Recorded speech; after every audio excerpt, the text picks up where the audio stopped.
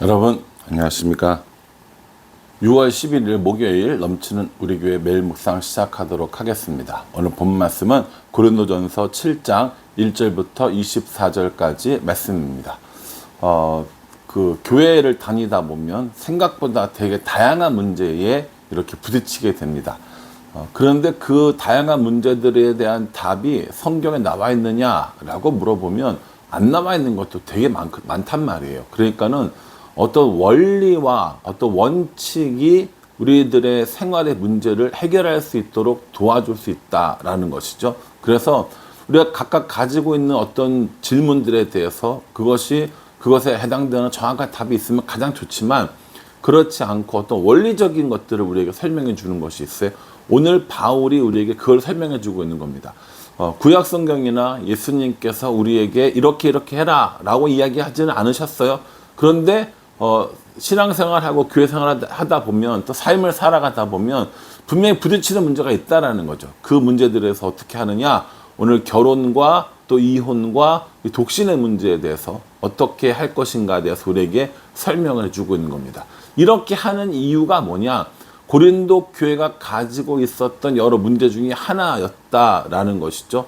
우리가 어제 살펴봤던 것들은 음행에 관한 것들이었잖아요. 굉장히 음란한 시대를 살고 있었던 그 사람들이었고, 또 오늘은 그와 정반대로 너무 엄격한 금욕주의를 사는 겁니다. 너무 엄격한 금욕주의. 그 금욕주의가 뭐냐면 음행을 완전히 거절하는 이런 성적인 부부관계를 거부하는 이런 극단적인 사람들이 있었다라는 거죠. 그래서 그 극단적인 사람들을 향해서 이야기를 하고 있는 겁니다. 뭐라고 이야기하냐면, 쭉 결혼을 한 상태예요.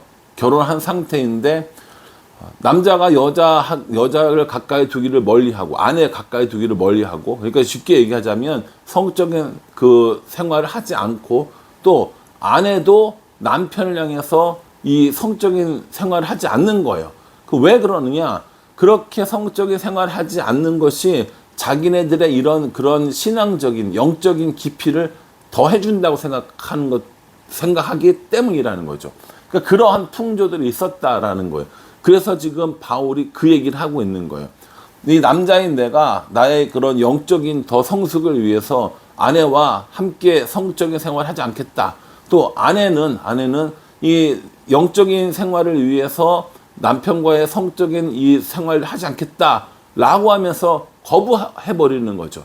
그렇게 하는 상황에 대해서 이야기를 하면서 그렇게 하지 말아라 라고 이야기합니다. 5절에 보면, 서로 분방하지 말라. 다만 기도할 틈을 얻기 위하여 합의상 얼마 동안은 하되 다시 합하라. 이는 너희가 절제 못함으로 말미암아 사단이 너희를 시험하지 못하게 하려 함이라. 이렇게 얘기합니다.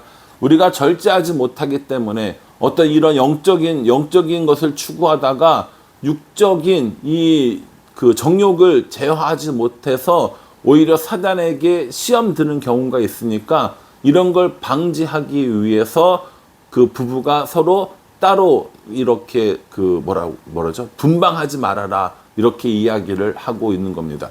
분방을 하려고 한다면 기도하기 위해서 잠깐 일정한 기도 기간 동안은 할 수 있지만 계속해서 분방하는 것들은 옳지 않다. 이 성적인 관계를 갖지 않는 것은 옳지 않다라고 얘기합니다. 그 이유가 뭐라고 그랬어요? 사람들은 이 연약하기 때문에 육체의 욕심에 빠질 수 있기 때문이다 라고 이야기를 하고 있는 겁니다. 또요, 바울이 뭐라고 얘기했냐면 7절에, 나는 모든 사람들이 나와 같기를 원하노라. 그러나 각각 하나님께 받은 자기 은사가 있으니 이 사람은 이러하고 저 사람은 저러하니라 라고 얘기합니다. 이건 뭐에 관한 거냐면 독신에 관한 것들입니다. 결혼하지 않는 것. 바울은 어떻게 얘기하냐면 결혼하지 않는 걸 권면하는 것처럼 이야기합니다. 바울은 내가 독신인 것처럼 너희도 결혼하지 말고 그렇게 해라고 하는 뉘앙스로 이야기합니다. 그런데 그걸 뭐라고 얘기하냐면, 사람에게는 여러 가지 은사가 있어요. 어떤 사람에게는 결혼의 은사, 어떤 사람은 독신의 은사가 있으니까 이거 명령하는 거 아니고 이렇게 하는 방법도 있다라는 것을 알려주는 거야 라고 얘기하는 거죠. 결혼을 하겠다고 하는 사람은 결혼하는 것이 잘한 것이고, 독신으로 살겠다고 하는 사람들은 독신으로 사는 것이 잘했다는 겁니다. 그러니까 이거를 누가 잘하고 누가 못하고 이야기할 필요가 없다라는 겁니다. 각각 자기의 상황과 자기의 형편과 은사대로 하면 된다라는 것이죠. 그런데 독신으로 사는 사람이 자신의 이런 그 성적인 욕구 혹은 정욕을 참지 못할 것 같으면 결혼하는 것이 훨씬 낫다라고 그렇게 권면을 한다는 거죠. 그러니까 바울은 어찌됐든 우리가 신앙생활 하는 데 있어서 어떤 것이 더 좋은지, 그리고 개인적인 성향에 따라서 내가 어떻게 하는 것이 하나님과 이런 그 교제하고 신앙생활 하는 게 더 좋은지, 그걸 먼저 염두에 두라고 이렇게 얘기합니다. 이혼에 관한 것들도 마찬가지입니다. 하나님께서 짝져준 사람들이 결코 나뉠 수 없다라고 이야기를 하고 있고요. 또 되게 중요한 문제가 하나 있는데, 여기 뭐라고 얘기하냐면 12절에 그 나머지 사람들에게 내가 말하노니 이는 주의 명령이 아니라 만일 어떤 형제에게 믿지 아니하는 아내가 있어 남편과 함께 살기를 좋아하거든 그를 버리지 말며, 이렇게 얘기합니다. 불신 아내, 불신 남편에 관한 것들도 우리에게 이야기를 해줍니다. 이거 되게 중요한 문제거든요. 지금 바울이 이야기하는 경우는 어떤 경우냐면, 두 사람이 결혼을 했어요. 그런데 한쪽 배우자가 예수님을 만나게 된 겁니다. 이 사람은 예수님을 아직 모르고 있는 상태예요. 그냥 이 사람이, 이 배우자가 상대편 배우자에 대해서 어떠한 태도를 취할 것인가를 이야기해 주는 겁니다. 이게 이러한 논리로 내가 안 믿는 남자와 결혼을 해서 그 사람을 전도하겠다라고 생각하는 이런 청년들이 있는데, 저는 개인적으로는 반대입니다. 뭐 정말 그 정도로 내가 사랑하는 남편 혹은 사랑하는 아내와 그 가정을 구원하겠다라고 그렇게 마음 먹을 정도면 그냥 선교사님으로 나가세요. 선교사가 쉽다는 얘기가 아니라 그만큼 어렵다라는 겁니다. 내가 사랑하지만 종교적인 문제가 다르기 때문에 그 사람과 영적으로 맞지 않는 부분이 있는 일들을 저는 수도 없이 봤습니다. 결혼 전에는 그렇게 신앙생활 열심히 하고 하나님께 충성하던 사람이 결혼을 안 믿는 사람이랑 하고 나서 신앙생활 자체를 그만두는 케이스도 수도 없이 봤습니다. 그러니 여러분, 오늘 여기서 주시는 이 말씀은 이미 결혼한 상태에서 한 사람이 먼저 예수님을 믿고 한 사람이 믿지 않는 경우에 해당된다라는 겁니다. 아직 결혼하지 않은 사람에게 해당되는 얘기가 아닙니다. 저는 개인적으로는 불신 배우자와 결혼하는 것을 반대하지만, 제가 반대한다고 결혼 안 하면 그것도 안 되겠죠. 그러나 결혼하기 전에 한번 진지하게 고민해 보십시오. 우리의 이 신앙을 지키는데 정말 이게 얼마나 어렵고 힘든 일인 줄 아세요? 안 믿는 남편 혹은 안 믿는 아내를 만나서 정말 신앙생활 어렵게 하고 정말 환난과 핍박 가운데 있고, 그러다가 정말 감사하게도 이렇게 그 불신 배우자를 전도하는 경우도 있어요. 그러나 그렇지 못한 경우도 굉장히 많고, 그런 일로 인하여서 신앙생활이 어려움을 당하는 사람들은 수도 없다는 겁니다. 그러니 아직 결혼하지 않은 사람들은 불신 남자, 불신 여자랑 결혼하는 것보다는 내 눈에 좀 모자라는 것 같아도, 사회적으로 좀 부족한 것 같아도 믿는 남자와 믿는 여자랑 결혼하는 것이 훨씬 더 좋다라고 저는 생각합니다. 뭐 이런 좀 길게 얘기해서 죄송합니다. 그런 거예요. 이제 배우자를 꿈꾸는 사람들이 믿음도 좋은데 돈도 잘 벌고 얼굴도 잘생기고 집안도 좋아요. 그런 사람 없습니다. 그런 사람은 이미 다른 사람이 다 가지고 갔어요. 그런 사람 없어요. 그러면 그 중에 뭐가 빠지냐면, 돈은 잘 벌고 얼굴도 잘생기고 집안도 괜찮은데 교회를 안 다녀요. 그러면 어떻게 생각하냐면, 내가 저 사람과 결혼해서 저 사람과 저 사람의 집안을 구원시키겠다라는 허황된 꿈을 갖는다는 겁니다. 이게 얼마나 어려운 일인데요. 그러니 여러분, 신앙도 좋고 어쨌든 뭐 얼굴도 그렇게 잘생기지도 않고 어쨌든 그랬는데 교회 생활을 열심히 하는 사람이 있다. 저는 그 사람이 훨씬 더 낫다고 생각합니다. 이건 청년 사역을 수년 동안 해오면서 얻어진 저의 결론입니다. 이건 바울의 말처럼 강요는 아니에요. 그러나 분명히 권면할 수 있는 부분이라고 생각합니다.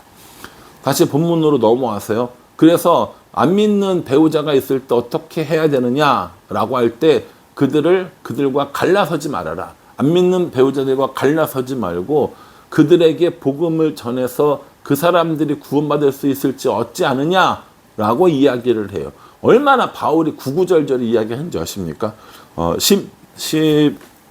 16절에요.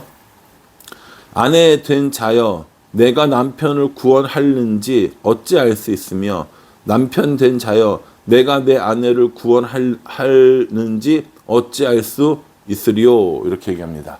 참 어려운 얘기인 거죠. 남편을 구원할 수 있을지도 모르잖아. 아내를 구원할 수 있을지도 모르잖아. 그러니까 지금 있는 이 상태에서 이혼하지 말고 그 사람이 예수님 믿도록 최선을 다하는 삶을 살아 라고 권면해 주고 있습니다. 결혼에 대해서, 이혼에 대해서, 그리고 독신의 삶에 대해서, 안 믿는 배우자에 대해서 우리에게 이렇게 이야기를 해주고 있는 것이죠.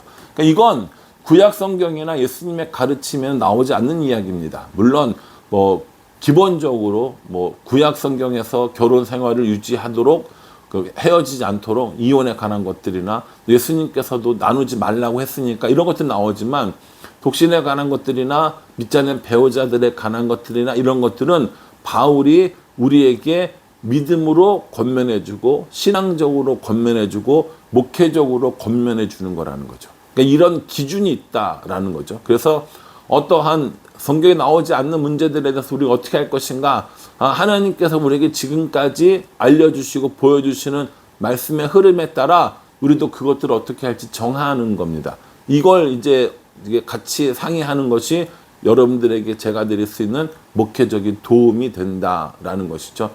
자녀 교육에 대해서 어떻게 할 것인지, 그리고 부부의 생활에 대해서 어떻게 할 것인지, 재정의 문제들에서 어떻게 할 것인지, 사람들의 관계에서 어떻게 할 것인지, 제가 그걸 다 어찌합니까? 저도 잘 못하는데. 다만 제가 여러분들에게 도움을 드릴 수 있는 건 목회적인 도움이에요.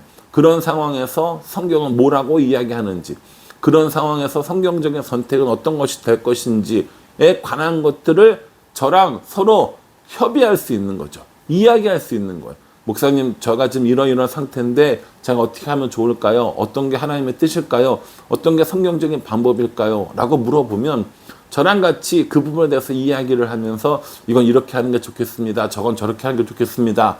라고 목회적인 도움을 주는 것, 그게 제가 할 일인 거고 성경이 우리에게 알려주시는 방법일 수도 있다라는 것이죠.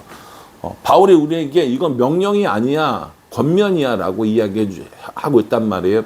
그래서 부부 생활에 관한 것들이나 독신에 관한 것들이나 안 믿는 배우자에 관한 것들이나 이런 것들을 명령으로 결혼을 반드시 해야 돼, 독신으로 살아야 돼, 안 믿는 남자랑은 헤어지면 안 돼, 이런 얘기가 아니라 이런 경우에 이렇게 하는 것이 좋겠다는 권면이라는 것이죠. 그러니 오늘 이 말씀 묵상하면서 우리에게 주시는 권면은 어떤 것인지 한번 생각해 볼 필요가 있다라는 겁니다. 하나 더 이야기하자면 19절에 보면 할례 받는 것은 아무것도 아니요, 할례 받지 아니하는 것도 아무것도 아니로되 오직 하나님의 계명을 지킬 따름이라, 이렇게 얘기했어요.